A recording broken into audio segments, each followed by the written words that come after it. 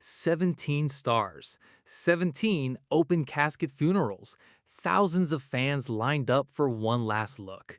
Each story hides shock, grief, and hard family choices.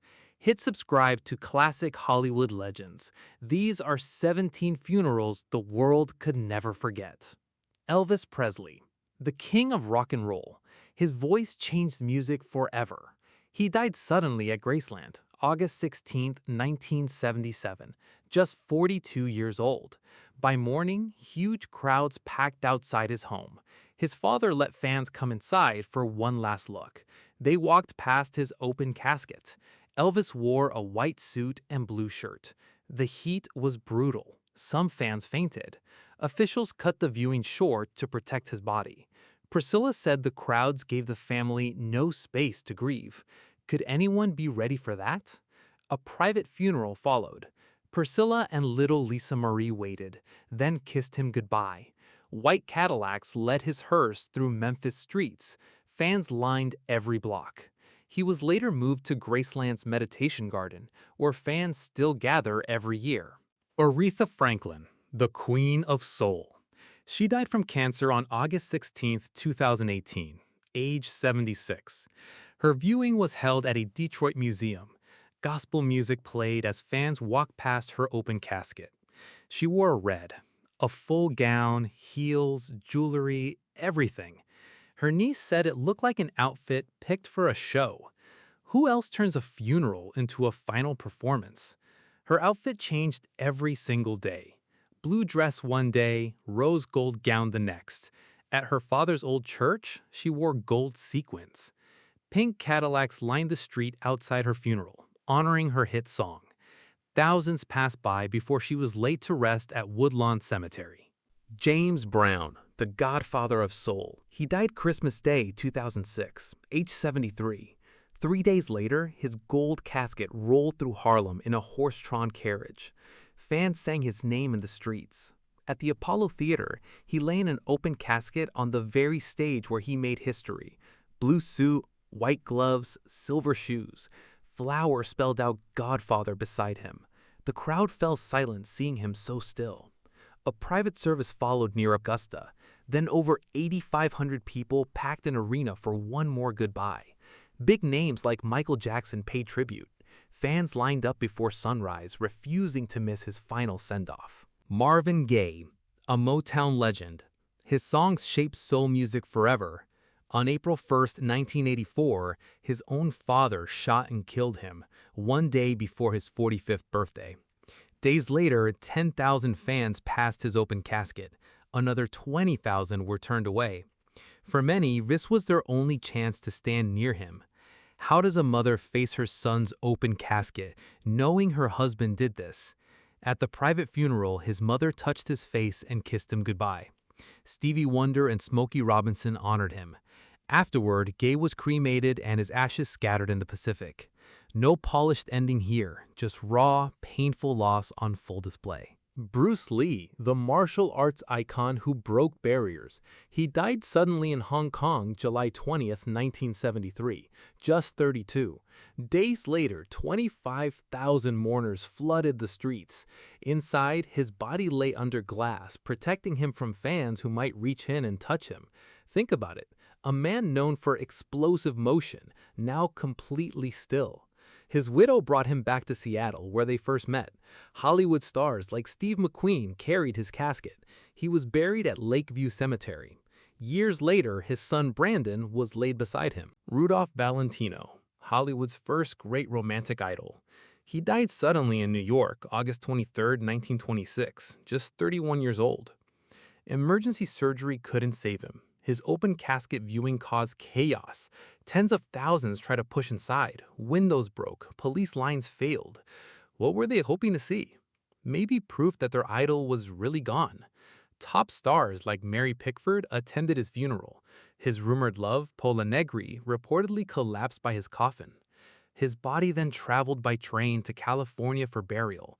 His farewell became one of the first massive celebrity mourning events in history. Judy Garland, the star of The Wizard of Oz. She died in London June 22, 1969, just 47, an accidental overdose. Her body was flown to New York for public viewing. Over 20,000 fans came before dawn to say goodbye. She wore a soft gown and silver slippers. The image looked glamorous, but the truth was different. What were fans really searching for in her still face? Big names like Lauren Bacall attended her funeral.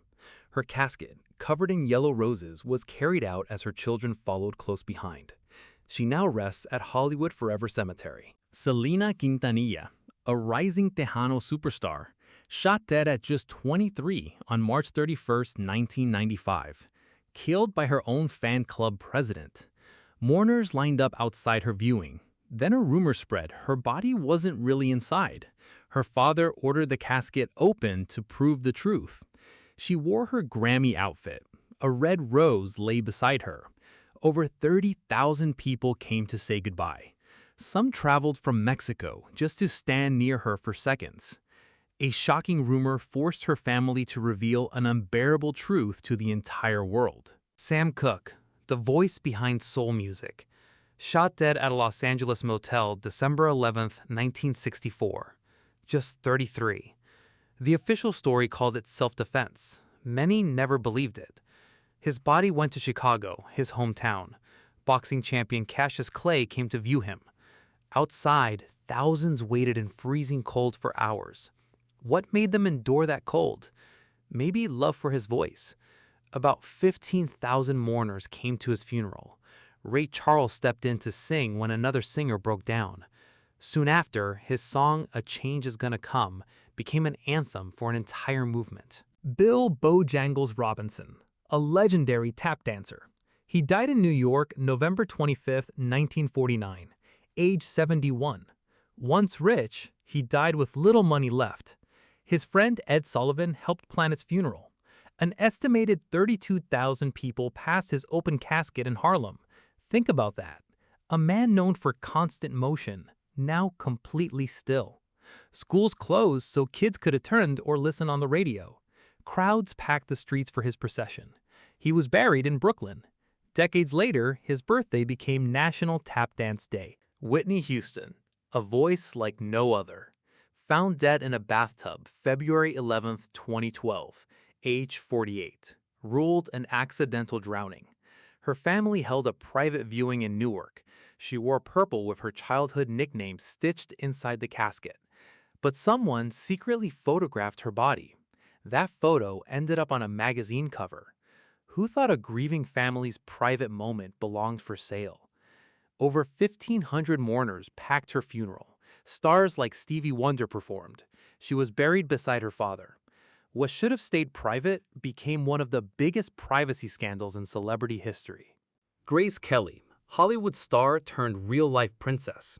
On September 13, 1982, she suffered a stroke while driving. Her car crashed. She died the next day at 52. Her daughter survived but couldn't attend the funeral. Monacle's palace gates opened for public mourning. She lay in an open coffin, dressed in white lace, holding a rosary. Imagine seeing Hollywood's most elegant star this way. Royals and stars like Princess Diana attended her funeral. She was buried in the royal crypt, where her husband later joined her. Ray Charles, a music legend, blind since childhood. He died June 10, 2004, from liver disease, age 73. Thousands lined up for an 8-hour public viewing. They brought flowers and old records. He lay in a black tuxedo, wearing his famous dark glasses. His piano sat beside him. Could any farewell feel more personal? Legends like Stevie Wonder and B.B. King attended his funeral. B.B. King sang through tears beside the casket. As his final recording played, fans passed by one last time, seeing him just as they remembered. B.B. King, the king of the blues. He died at home in Las Vegas May 14, 2015, age 89. His farewell crossed the country, a viewing in Vegas, then Memphis, then his hometown Indianola, Mississippi. Over 4,000 fans passed his open casket at his own museum. He wore purple satin with his guitars nearby. How many musicians get buried inside a museum built for their own life? President Obama sent a letter read at his funeral. He now rests forever on the museum grounds. Etta James, a powerhouse blues and soul singer. She died from leukemia, January 20th, 2012, age 73. A public viewing came first, then her funeral service. She lay in an open casket as mourners said goodbye. Christina Aguilera performed her signature song right there beside her. Stevie Wonder sang and played harmonica. Reverend Al Sharpton read a message from President Obama. Her sons stepped forward themselves to close the casket. She was later buried at Inglewood Park Cemetery. But a leaked photo of her open casket later sparked outrage over privacy at celebrity funerals.